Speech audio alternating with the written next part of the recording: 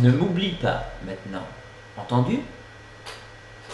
Cher frère, le cri vient de derrière, alors qu'il se faufile dans la foule. Au début, Kem n'est pas conscient que la personne s'adresse à lui. Il continue de marcher à la recherche d'un logement pour la nuit. Mais le cri se réitère, tout près de lui. Cher frère, grand frère. C'est curieux. La dernière fois qu'il est venu dans cette ville, c'était il y a 80 ans. Personne ici ne peut le connaître. Attends, grand frère, ne t'en va pas. Au départ étonné, il devient intrigué car la voix qu'il appelle grand frère appartient à une vieille femme. Sans baisser sa garde, il se retourne lentement. Comme il le pensait, il s'agit d'une femme âgée, habillée comme une petite fille.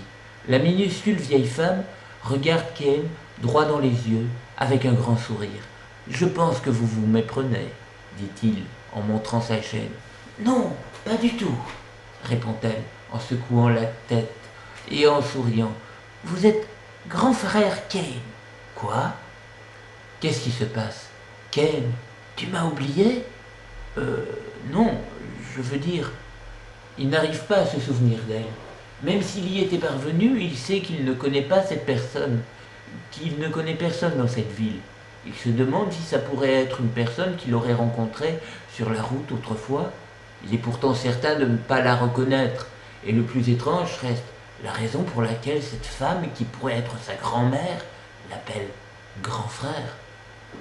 Ne fais pas semblant de ne pas me reconnaître, Ken. C'est si méchant.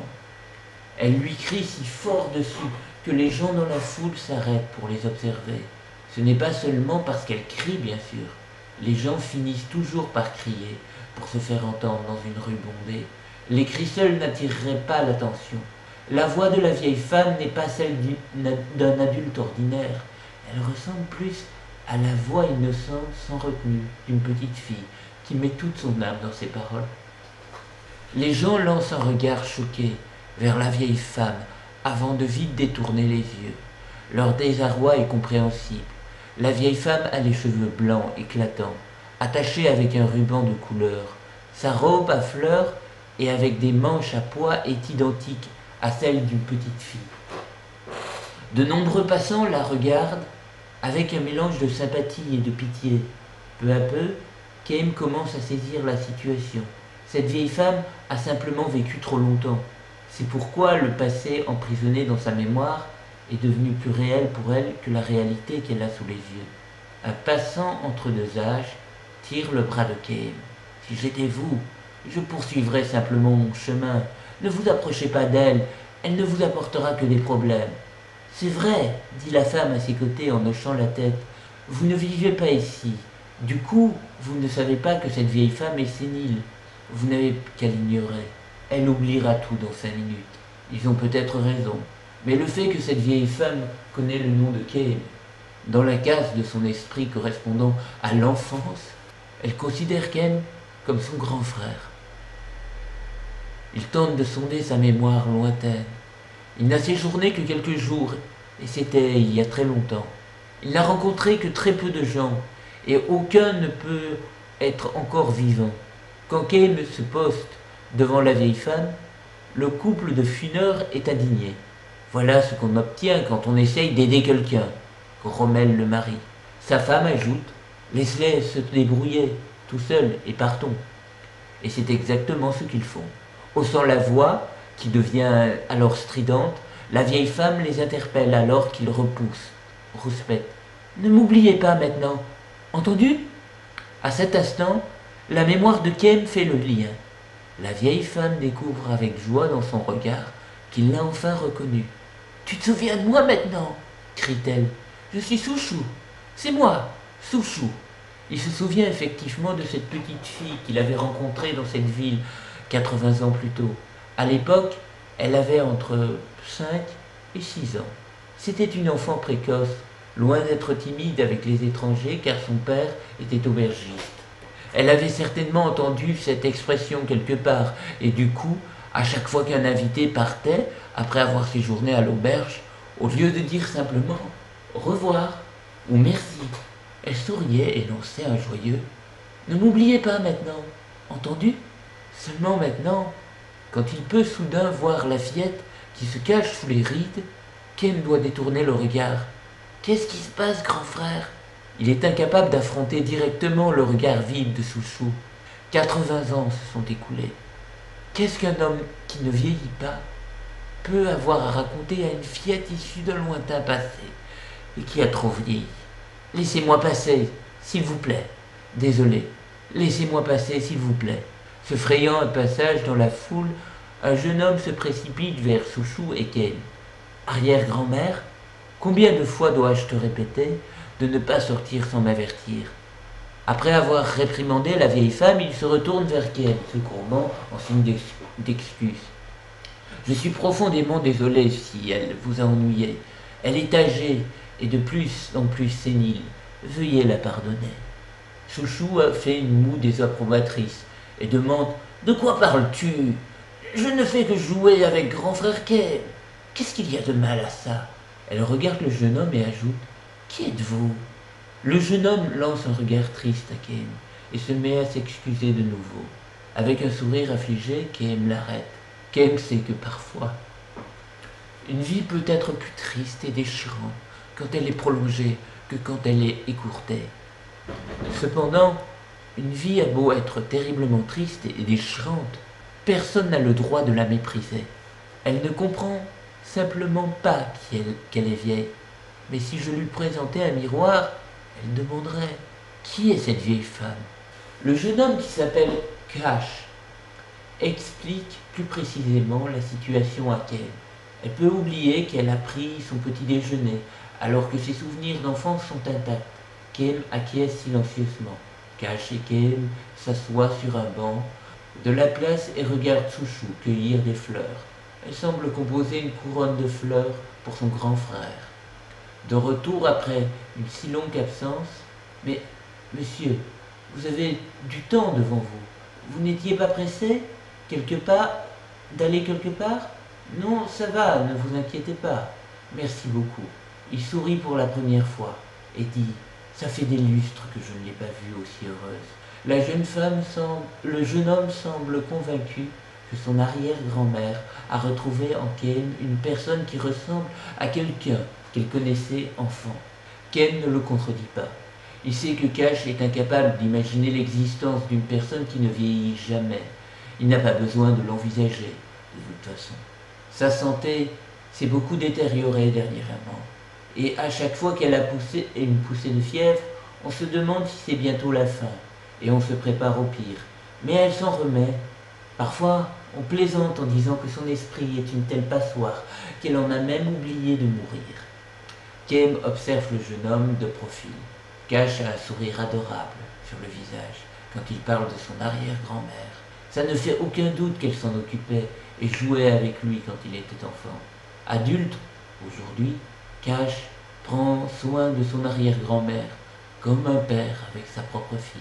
Il lui dit « C'est joli, arrière-grand-mère. Je ne t'ai pas vu faire de bouquet depuis longtemps. » Accroupi dans l'herbe, les fleurs à la main, Chouchou répond « C'est faux, je lui ai offert. C'est faux, je lui ai fait un bouquet hier. » Puis elle dit à Ken « Hein? C'est vrai, grand frère. Tu l'as même mis dans tes cheveux pour me faire plaisir, n'est-ce pas ?» Ken met ses mains autour de sa bouche et lui répond « Évidemment, ça sentait si bon. » Le visage de Chouchou se plisse de joie, submergé par l'émotion. Cash baisse la tête.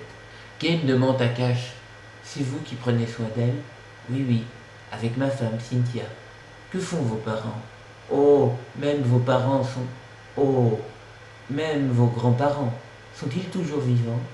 Cash hausse les épaules et répond « Mon arrière-grand-mère et moi sommes les deux seuls membres de la famille encore vivants. Ses grands-parents sont morts tous les deux suite à une épidémie il y a 20 ans. Son père a péri pendant la guerre qui a eu lieu dans cette région il y a 10 ans. Sa mère, la petite fille de Chouchou, a vieilli plus vite que sa propre mère et elle s'est éteinte il y a 5 ans. Mon arrière-grand-mère a dû assister à toutes ses funérailles au fil des années, celles de ses enfants et de ses petits-enfants. Avant qu'on s'en rende compte, elle était devenue la personne la plus âgée de la ville. On doit se sentir très seul dans cette situation. C'est sûr, répond Kane. C'est certainement une faveur divine de laisser l'esprit divaguer quand un individu vit trop longtemps. Enfin, c'est comme ça que je vois les choses ces derniers temps. On pourrait croire qu'elle se sent seule après avoir perdu tous ses proches, mais pas du tout. Vivre longtemps permet de cultiver de nombreux souvenirs. Ce n'est peut-être pas une si mauvaise chose de vivre dans ses souvenirs au terme de sa vie. Souchou se relève, les bras remplis de fleurs. Grand frère Kane, je vais faire une couronne de fleurs rien que pour toi. S'il me reste des fleurs, j'en ferai une deuxième pour quelqu'un d'autre. Perplexe, Kane et Cash se regardent en souriant. Pourquoi souriez-vous ainsi demande Souchou. Vous êtes amis maintenant? Surprise, elle écarquille ses yeux ridés, fait un grand sourire aux deux hommes et s'effondre dans l'herbe. Cash se met à courir à la recherche d'un médecin. Mais Kane le retient, lui, saisissant le bras, et dit « Vous feriez mieux de rester à ses côtés. » Ironiquement, Kane, qui ne pourra jamais véritablement savoir ce que cela fait de vieillir, a assisté à d'innombrables morts au fil des années. Grâce à son expérience, il est convaincu que Souchou ne s'en remettra pas cette fois. Souchou repose sur le dos, à l'endroit où elle est tombée, sa brassée de fleurs désormais étalée sur sa poitrine. Elle sourit. « Attends une minute, grand frère Kane. Je te donne la couronne de fleurs tout de suite. » Son esprit erre toujours dans les souvenirs du passé. Restera-t-elle dans cet état jusqu'à la fin? Continue à te battre, arrière-grand-mère. Ne laisse pas tomber. Cash prend sa main et l'encourage tout en fondant en larmes. Mais il se peut qu'elle n'ait même pas conscience qu'il s'agisse de son petit-fils. C'est moi, arrière-grand-mère, c'est moi, Cash. Tu ne m'as pas oublié, hein? J'ai fait ta toilette hier soir. Tu savais qui j'étais à ce moment-là, non? Cash l'implore de toutes ses forces, mais Souchou, un sourire enfantin aux lèvres, est en train de partir pour l'autre monde. Je vais bientôt être père. Arrière-grand-mère, tu te souviens? Je te l'ai dit hier soir. Cynthia est enceinte. Ça fera de toi une arrière-grand-mère. Notre famille s'agrandira. Une nouvelle personne du même sang que toi. Toujours souriante, Souchou prend entre ses mains tremblantes une des fleurs sur sa poitrine. Elle la pousse vers Cash dans un murmure et elle dit « Ne m'oublie pas maintenant, entendu ?» Cash ne comprend pas. C'est normal. Comment aurait-il pu connaître l'expression qu'elle utilisait toujours, bien avant qu'il soit né?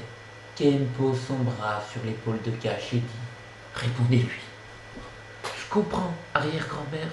Jamais je ne t'oublierai. C'est impossible. Comment pourrais-je oublier mon arrière-grand-mère? Ne m'oublie pas maintenant. Entendu? Jamais je ne t'oublierai, arrière-grand-mère. Crois-moi, je me souviendrai de toi toute ma vie. Ne m'oublie pas maintenant. Entendu? Souchou ferme les yeux et pose une main sur les fleurs étalées sur sa poitrine, comme si elle cherchait quelque chose à tâtons. On dirait presque qu'elle essaye d'ouvrir la porte de ses souvenirs. Une légère brise les fleurs. Les fleurs sur sa poitrine vacillent au creux du vent. Comme les souvenirs, parmi ces souvenirs se trouve certainement le Kane d'il y a 80 ans. Kane attrape un pétale dans le vent et l'enferme dans la paume de sa main. Souchou ne rouvrira plus jamais les mains. Elle entame un voyage dans un monde où le passé comme le présent n'existent pas.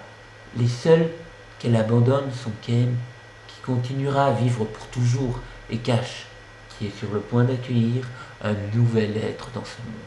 S'accrochant au corps de son arrière-grand-mère, Cash, en pleurs, relève la tête pour regarder Kane. « Merci 1000 fois, dit-il à Kane, le voyageur. Grâce à vous, mon arrière-grand-mère a connu le bonheur de conclure sa vie en cueillant des fleurs. » « Je n'y suis pour rien, répond Kane. Il referme sa main sur le pétale et dit à Cash « Je suis sûr que si elle avait eu le temps de faire un bouquet, elle l'aurait offert à l'adorable nouveau-né. » Cash penche timidement la tête et murmure « J'espère que vous avez raison. » Puis en esquivant et sans un sourire à travers ses larmes, il affirme « Je suis sûr que vous avez raison. À propos de la promesse que vous lui avez faite, comportez-vous bien Et ne l'oubliez pas. Non, bien sûr, les gens continuent de vivre dans la mémoire des survivants. Sur ces mots, Kem s'en va lentement. Derrière lui, il entend la voix de Chouchou. Ne m'oublie pas maintenant, entendu? Grand frère Kem, entendu? C'est la voix de la fillette d'il y a 80 ans, qui résonne toujours plus clairement, douce et innocente, faisant ses adieux à l'homme qui voyagera dans la vie pour l'éternité. Fin.